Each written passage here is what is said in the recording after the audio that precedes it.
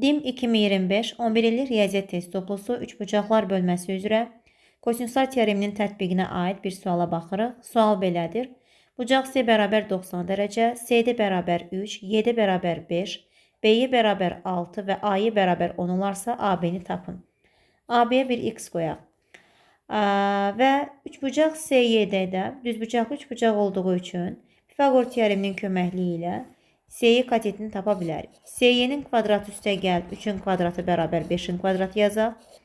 CY kvadrat olacaqdır 25 çıxılsın 9, yəni 16. Buradan CY olacaqdır 4. Qeyd edək 4.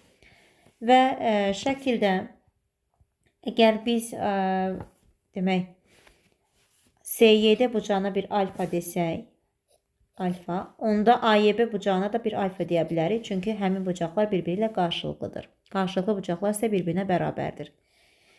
AYB üç bucağından kosinuslar teoreminə görə yazmaq olar ki,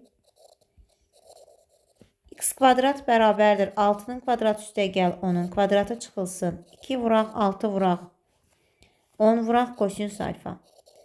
İndi biz kosinus alfanın qiymətini tapa bilsək, onda x-in qiymətini hesablaya bilərik. Və kosinus alfanın CYD düzbucaqlı üçbucağından trigonometrik nisbətlərin köməkliyi ilə tapa bilərik. Məlumdur ki, iti bucağın kosinusu bitişik katetin, yəni 4-ün hipotenuza nisbətidir.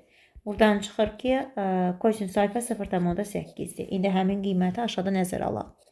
36 üstəgəl 100 çıxılsın, 120 vurulsun 0,8 olur, 136 çıxılsın 96, yəni 40.